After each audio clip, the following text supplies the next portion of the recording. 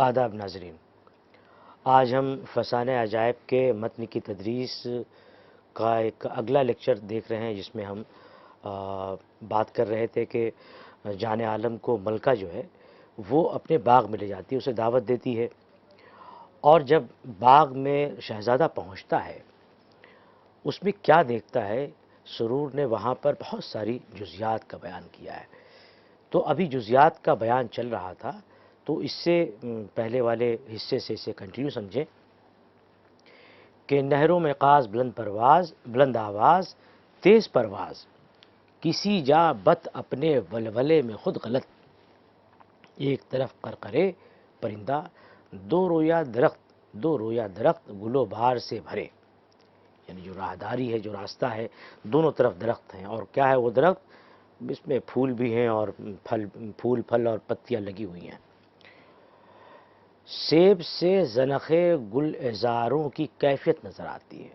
اب دیکھیے بڑی خوبصورت سی مثال دی ہے۔ زنخ کہتے ہیں وہ جو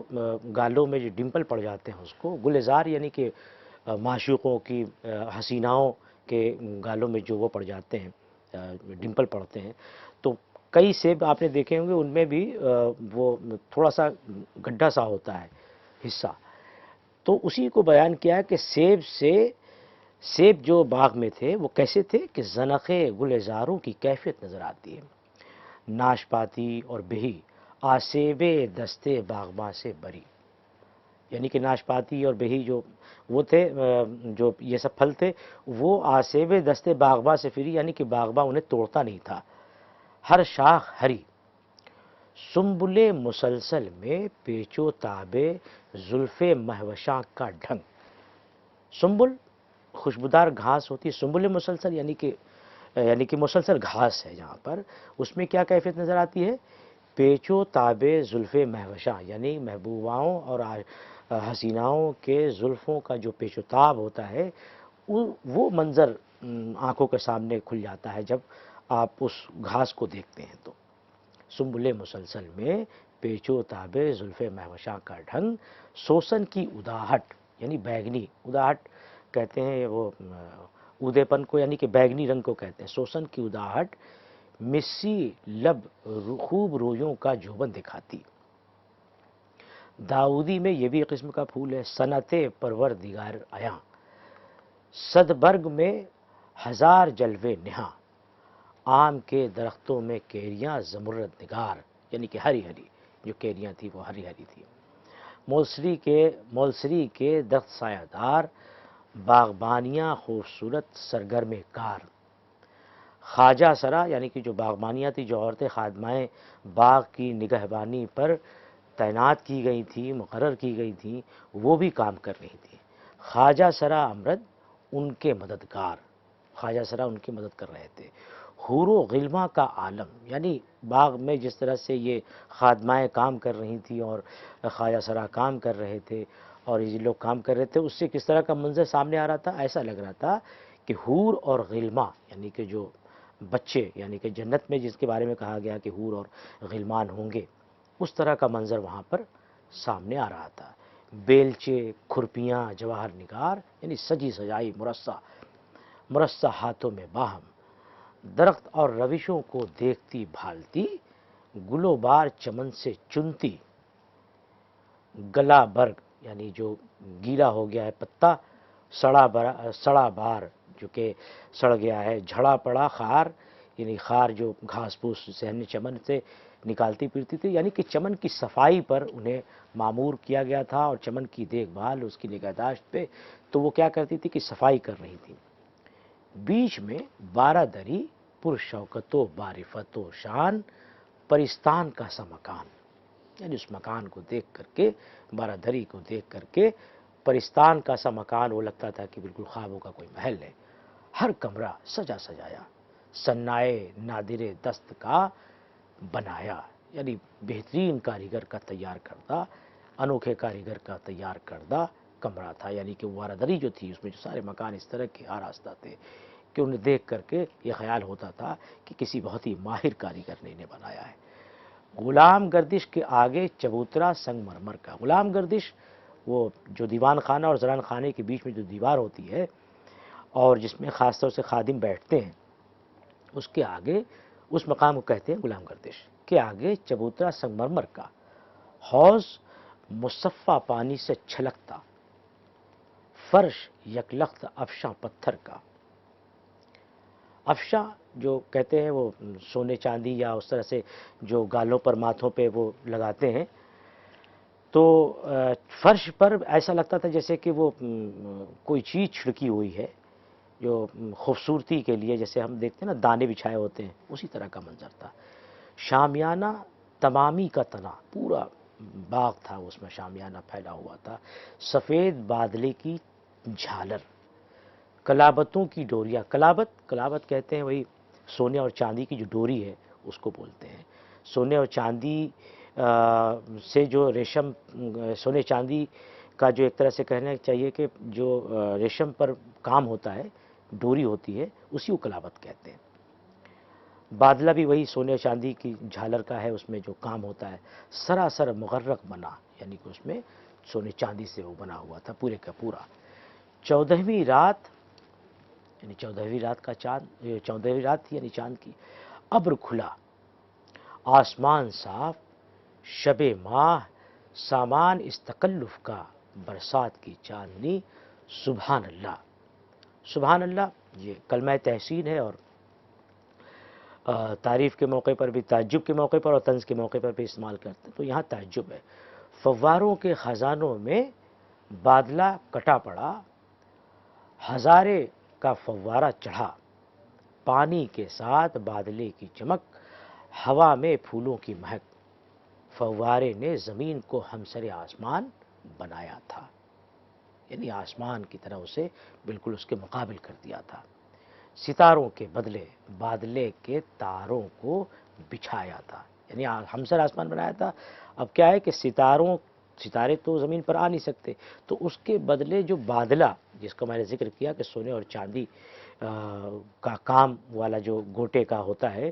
اس سے جس طرح سے کام وہاں پر ہو رکھا تھا، اس سے یہ منظر نظر آ رہا تھا کہ آسمان جو زمین ہے اس پر تارے بچھے ہوئے ہیں، یعنی بالکل آسمان کے بالمقابل کے مقابلے میں ایک چیز سامنے آ گئی تھی۔ بڑی چمک دمک سے ملکہ کے مکان پر چاندنی دیکھنے کا سامان تھا۔ شہزادے کے آنے کا کسے گمان تھا؟ کسی کو معلوم نہیں تھا کہ شہزادہ یہاں آنے والا ہے، لیکن یہ ساری چیزیں ظاہر ہے کہ وہاں پر پہلے سے اس طرح کی تھی۔ غرض کے جانے عالم کو لے جا، شامیانے کے تلے مسند جواہر نگار پر بٹھایا، شراب ارغوانی یو زعفرانی کی گلابیاں کشتیوں میں لے کر، وہ زنے پری پہ کر، زیب دہے انجمن ہوئی کہ بتے میں، رشک و خجالت سے بحر ندامت میں غوطہ زن ہوئی۔ اب یہ اس یعنی ملکہ کے بارے میں یہاں باتیں کہی جا رہی ہیں کہ ملکہ نے کیا کیا کہ شراب ارغوانی اور زعفرانی کی گلابیاں کشتیوں میں لے کر کے وہ زنے پری پہ کر، یعنی پری کی جسم کی طرح وہ رکھنے والی وہ خاتون، وہ ملکہ، زیب دہے انجمن، یعنی انجمن کو جس سے یعنی کہ زینت ہوتی تھی، انجمن کی حسن میں اضافہ ہوتا تھا جس کے آنے سے، ہوئی کہ بتے میں، یعنی کہ شراب کی جو سراہی ہے، یعنی کہ بطخ کی طرح کا جو ظرف ہے، یعنی جو برتن ہے جس میں شراب رکھی جاتی ہے، رشک و خجالت سے بحر ندامت میں غوطہ زن ہوئی۔ یعنی وہ جو منظر تھا، وہ خاتون، وہ ملکہ جو لے کے آ رہی تھی، ایک طرف جام و سبو، ایک سمت نغمہ سرایان خوبرو و خوشگلو۔ اب یعنی ایک طرف تو شباب اور ایک طرف تو شراب کا اہتمام ہے، دوسری طرف کیا ہے کہ گانے والے بہترین خوبصورت اور بہترین آوازوں والے لوگ بیٹھے ہیں، سفید سفید صوفیانی پوشاک، سر سے پاؤں تلک الماس کا زیور، یعنی ہیرے کا زیور، دو رویا صف باندھ کر کھڑی ہوئیں، یعنی وہ سب جو گانے والیاں تھیں، گانے بجانے والیاں تھیں، ناچنے والیاں تھیں، وہ سب کیا ہوا کہ وہ دو قطاروں میں ادھر اور ادھر کر کے بیٹھ گئیں، کھڑی ہو گئی۔ ان کے بیٹھتے ہی گانا ناچ شروع ہوا، جیسے ہی شہزادہ اور ملکہ بیٹھی تو گانا ناچ شروع ہو گیا۔ سارنگی کے سر کی زوں ٹوں کی صدا، چرخ پر زہرہ کے گوش زد ہوتی تھی۔ ایک سیارے کا نام ہے زہرہ، طبلے کی تھاپ، بائیں کی گمک، خفتگان خاک کا صبر و قرار کھوتی تھی۔ خفتگان خاک یعنی جو قبروں میں لوگ سوئے ہوئے ہیں، جو زمین کے نیچے سوئے ہوئے ہیں، ان کا صبر و قرار بھی کس وجہ سے جاتا تھا کہ جو میوزک، جو آلات تھے موسیقی کے، وہاں پر جب طبلے کی تھاپ شروع ہوئی، طبلہ بجنا شروع ہوا، اور وہ جو سارنگی کی زوں ٹوں ہے اس کے، تو وہاں پر جو یعنی کہ جو سامنے تھے، جو لوگ اس محفل میں شریک تھے، وہ تو مدہوش تھے ہی اس پورے سما سے، بلکہ وہ لوگ بھی جو وہاں موجود تہہ خاک تھے، ان کا بھی صبر و قرار جاتا رہا تھا۔ تو یہ ایک مبالغہ ہے، لیکن ظاہر ہے کہ اس مبالغے سے حسن پیدا ہو رہا ہے یہاں پر۔ ہر تان اپج تان سین پر تان کرتی، جو تان بھی ابھرتی وہ ایک طرح سے تان سین پر تان تھی۔ بار برد اور نکیشاں کے ہوش پرہ تھے، ہوش پرہ یعنی کہ ہوش جاتے تھے۔ یہ بڑے سب میوزیشین ہیں یہ سارے، بار برد، نکیشا، تان سین، آگے بھی۔ چھجو خاں کو غش تھا، غلام رسو حیرہ تھے، زمزمے اور تحریر گٹکری پر، گٹکری بھی اسے پڑھ سکتے ہیں، لغت میں اس طرح بھی دیا ہوا ہے، گٹکری بھی پڑھ سکتے ہیں۔ تو آواز جو پیشدار ہوتی ہے، جو گلوکار کی جو پیشدار آواز یا بات پر آواز کو گھما کر کے جو پیشکش کرتے ہیں اپنی گلوکاری میں، اس کو کہتے ہیں گٹکری۔ شورا زور و شور سے ہاتھ ملتا تھا، ہر پسے فقرے اور سر کے پلٹے پر، یعنی کہ سر جب پلٹتے تھے جو گائک تھے، جو گلوکار تھے، الہی بخش پوربی کا جی نکلتا تھا، یعنی کہ جی جاتا تھا، دم نکلتا تھا۔ تو یہ جتنے بھی نام ہیں یہ سب اس زمانے کے، سرور کے زمانے کے بہترین موسیقار اور اس ایک طرح سے اس صنعت سے وابستہ یہ تمام حضرات تھے۔ تمام جو میوزک کے آلات ہیں، جو موسیقی کے آلات ہیں، وہ طبلہ ہو جائے، وہ سارنگی ہو، وہ اور جتنے بھی طرح کے آلات تھے، ان کے یہ ماہرین تھے۔ ناچنے کو ایسے برق وش آئے، اور اس تالو سم سے گھنگرو بجائے کہ للو جی شرمائے، یعنی للو جی یہ ناچنے بہت بہترین ناچ کہنا چاہیے کہ ناچ کے فن میں ان کو بڑی مہارت تھی، تو کہتے ہیں کہ ان کو بھی وہ شرما جائے۔ کتھک جو بڑے استاد اتھک تھے، انہوں نے سم کھائے۔ ٹھوکر یعنی جب ناچتے ہیں تو جو ٹھوکر ناچنے والیاں یا جو ناچنے والے ہیں جو ٹھوکر مارتے ہیں زمین پر، مردہ دلوں کی مسیحائی کرتی تھی۔ گت کے ہاتھ پر یہ گت ہوئی کہ مجلس کف افسوس ملتی تھی اور دم سرد بھرتی تھی۔ اب یہ دیکھیے کہ یہ مطلب عجیب و غریب معاملہ ہے کہ ایک ایک چیز، یعنی ایک ایک موسیقی کے آلات کے بارے میں جس طرح سے اس زمانے کے جو ماہرین ہیں ان کا ذکر کر کے سرور نے گویا ان کا بھی نام محفوظ کر دیا، اور ساتھ میں یہ بھی بتایا کہ جو وہ منظر ہے یعنی کہ ملکہ کے باغ کا، وہ کتنا حسین اور کتنا پرکیف ہے کہ وہاں آدمی تو سرور جن لوگوں کے لیے یہ لکھ رہے تھے، جس سماج کی یہ پوری تصویر کشی ہے، ظاہر ہے کہ اس میں یہ ساری چیزیں ہیں، یعنی وہ پوری تہذیبی زندگی اور وہ پوری سماجی زندگی ہمارے سامنے اس طرح سے آتی ہے۔ اب بیان اس سے آگے شروع ہوتا ہے۔ جب ہنگامہ صحبت بئیں نوبت پہنچا کہ راجہ اندر کی محفل کا جلسہ نظر سے گر گیا۔ نظر سے گر جانا یعنی کہ اس کی وقت نہ رہ جانا، یعنی کہ پورا راجہ اندر کی جو محفل ہے اس کے اندر جو جلسہ ہوتا ہے، ایسا معلوم ہوتا تھا کہ پورا یہ منظر یعنی کہ ملکہ کا جو کا باغ ہے اس میں جو منظر ہے اس میں یہ ساری چیزیں چل رہی ہیں، یہ کہیں اس سے بڑھا ہوا ہے۔ بہشت کا سامان پیش چشم پھر گیا، نگاہ کے سامنے پھر گیا۔ اس وقت ملکہ مہر نگار نے گلاس شراب سے بھر کر شہزادے کو دیا، کہا اسے الش کر دیجئے، یعنی اسے تناول کیجئے، اسے پی جائیے۔ اب الش کر دیجئے، پینا نہیں کہا، اسے تناول نہیں کہا، الش کر دیجئے، خاص ٹرم استعمال کی یہاں پر، الش کر دیجئے یعنی ختم کر دیجئے اسے، یعنی اس کی عزت افزائی ایک طرح سے وہ ہو جائے۔ تا رنج سفر خاطر انور سے دور ہو،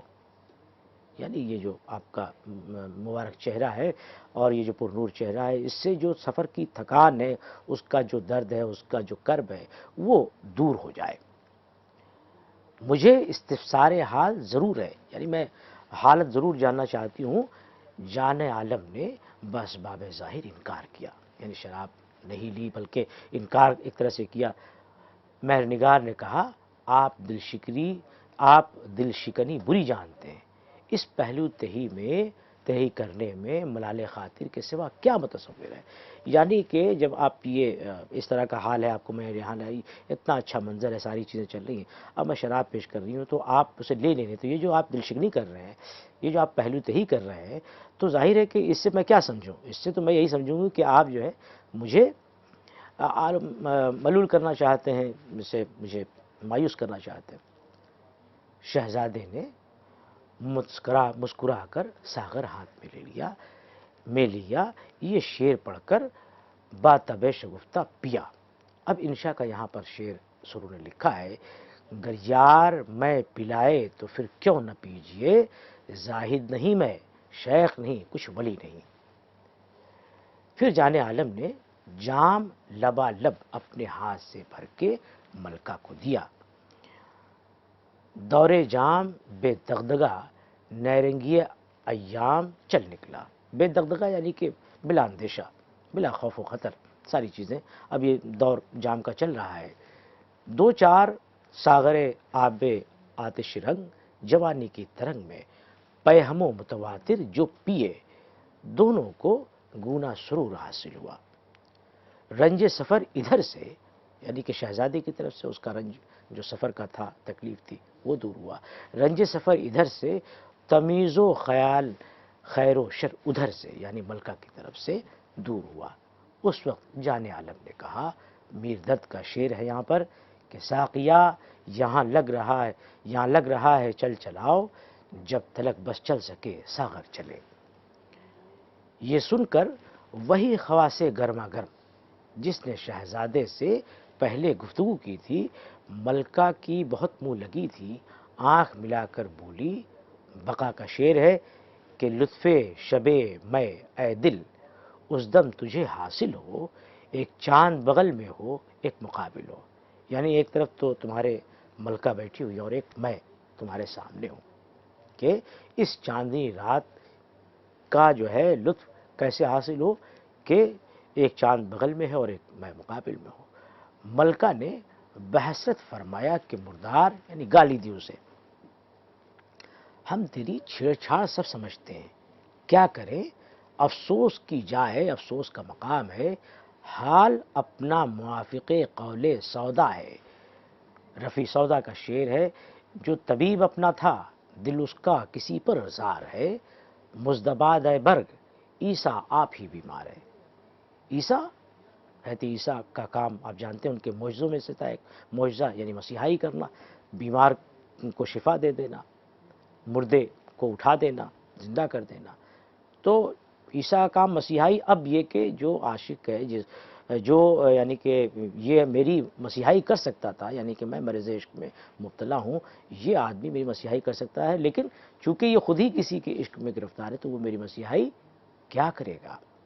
اب یہ کتنا موضوع، کتنا کہنا ہے برجستہ اور بہت ہی مناسب اور موقع محل کے حساب سے دیکھیں تو بہت ہی دلچسپ اور بہت ہی برجستہ شعر یہاں پر انہوں نے درج کیا ہے۔ جان عالم نے یہ سن کر اسی خواص کو سنا کے متنبہ کیا۔ استاد کا شعر ہے کہ میں مسافر ہوں، مجھ سے دل نہ لگا، کیا بھروسہ میرا رہا نہ رہا۔ ملکہ ٹال کر پوچھنے لگی، کہا تم کو قسم ہے پروردگار عالم کی، سچ کہو تم کون ہو، کہاں سے آئے ہو، کس کی تلاش میں ہو، خود رفتہ،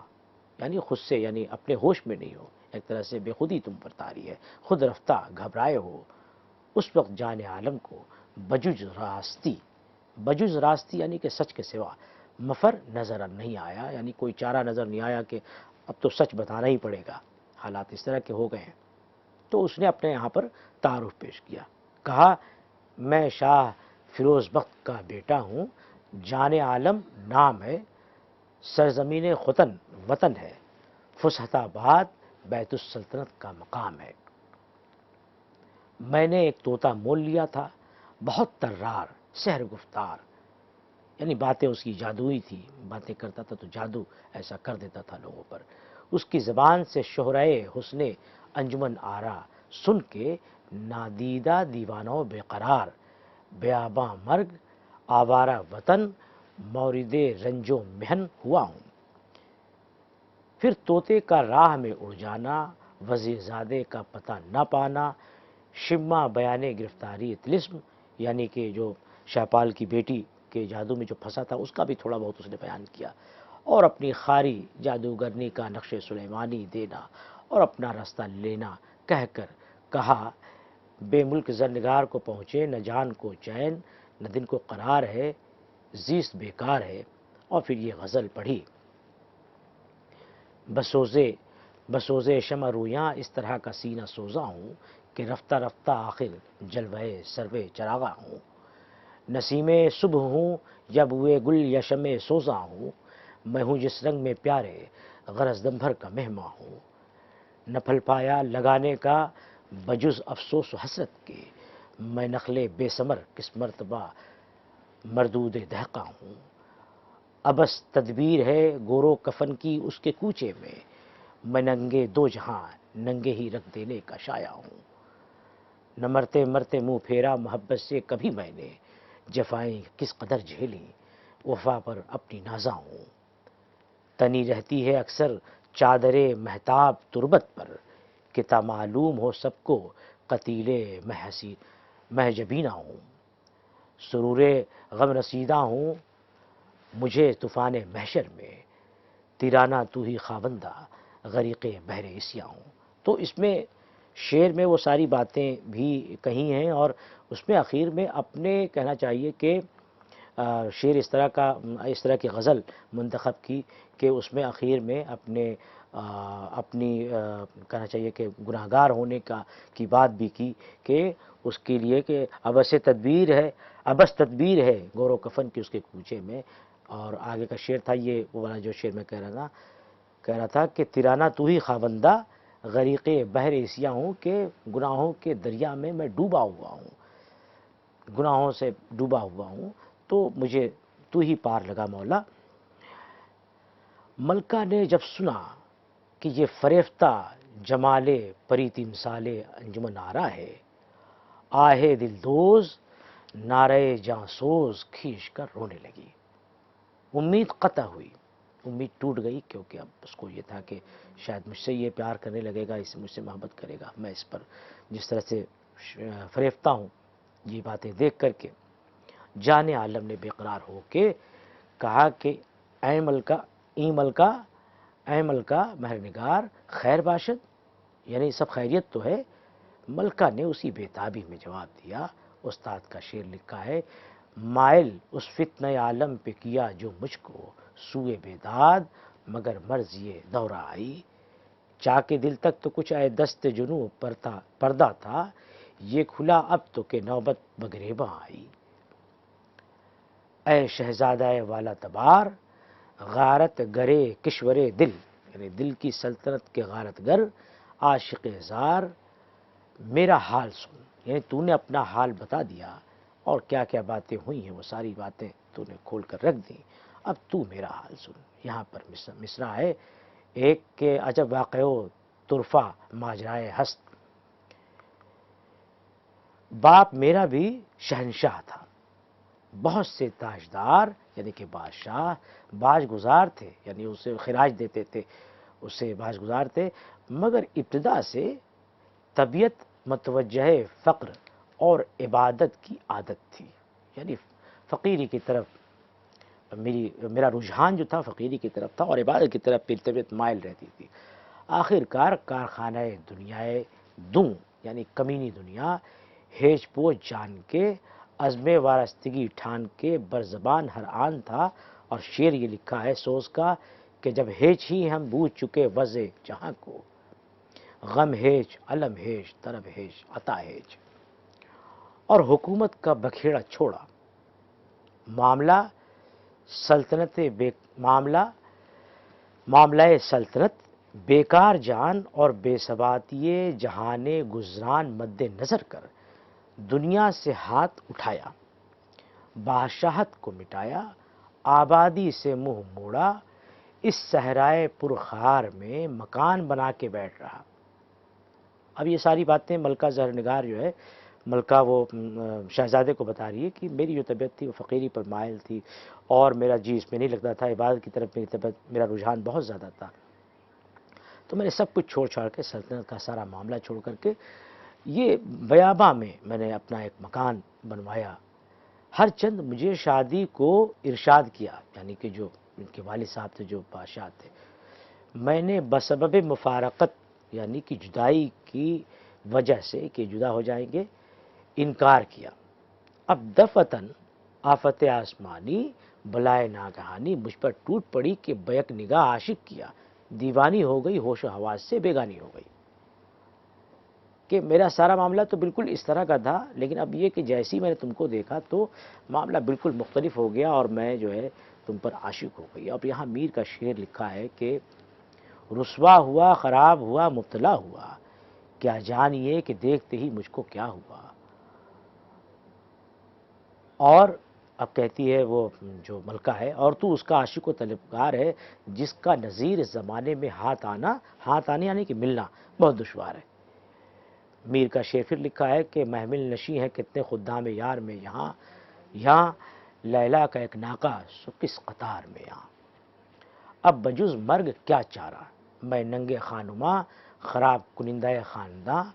خانداں، فقط ذلت و خواری ماں باپ کی اور گریہ و زاری اپنی چاہتی تھی۔ صبح تو کہاں میں کہاں، صحبت شب خواب ہو جائے گی۔ آج کی جو صحبت ہے، رات کی جو میں ساتھ ہم دونوں بیٹھے ہیں، یہ بھول جائیں گی، یہ خواب ہو جائے گی۔ نمود سحر مفارقت شام غربت کا رنگ دکھائے گی، یعنی اس سے جیسی صبح ہوگی ویسی تم جدا ہو جاؤ گے۔ دامن شہر کی طرح گریبان صبر چاک ہوگا، ہمارے سر پر آفت و خرابی آئے گی۔ انصاف کیجئے کس سے کہوں گی، بے قراری ستاتی ہے، جان عالم کی جدائی سے روح بدن سے جدا ہوتی ہے، جان جاتی ہے ہم صحبتیں تانے دیں گی، انیسیں یعنی جو ساتھ میں رہتی ہیں دوستیں، جو خادمائیں جو بالکل دوستوں کی طرح سے چھیڑ چھاڑ کر جان لیں گی، جب لونڈیوں پر خفا ہوں گی بڑبڑائیں گی، زبان پر یہ کلمہ لائیں گی، ملکہ عاشقی کا رنج و ملال یوں درپرتا ٹالتی ہیں، شہزادہ چلا گیا نہ رک سکا اس سے تو بس نہ چلا، ہم جو بے بس ہیں بس غصے کی جھاج ہم پر نکالتے ہیں۔ باپ پر حال کھلا تو خجالت ہوگی، ماں نے گر سنا تو ندامت سے کیا حالت ہوگی، رسوائی کے خوف سے دل کھول کر نہ رو سکوں گی، بدنامی کے ڈر سے جینا کھو سکوں گی۔ جب دل بیتاب ہجر سے گھبرائے گا، فرمائیے کون تسکین فرمائے گا، کہا کون سمجھائے گا، آپ ادھر تشریف لے جائیں گے، ہم ادھر غم فرقت سے گھٹ گھٹ کے مر جائیں گے۔ ہماری سرنوشت پر رونا روا ہے، ماجرا ہمارا عبرت اور حیرت افزا ہے۔ ہر چند ذل سبحانی عامل بے بدل، ساحر بے مثل ہے، علوی سفلی سب کچھ پڑھا لکھا، ہماری پیشانی اور لوح جبی کی تحریر نہ دیکھی، یہ کیا پیشانی ہے،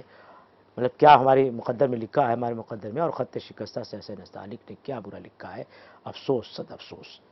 وہ بھی ہوگا کوئی امید برائی جس کی، اپنے مطلب تو نہ اس چرخ کہن سے نکلے۔ تو یہ داستان کا سلسلہ ابھی جاری ہے، اور آگے 2-3 لیکچر میں میرے خیال سے آپ کا یہ جو پورا سلیبس ہے، یعنی کہ جو شامل ہے بی اے کے کلاس میں، بی اے کے نصاب میں فسانہ عجائب کا جتنا متن شامل ہے، وہ یہاں پر آ کے مکمل ہو جائے گا۔ 2-3 میری امید ہے کہ 3 لیکچر اور بھی ہوں گے، تو اس کے بعد آپ اس کو پورے طور پر دیکھ پائیں گے، سمجھ پائیں گے، اور اس کو آگے بھی پڑھنے کی آپ کوشش کیجیے گا۔ بہت بہت شکریہ۔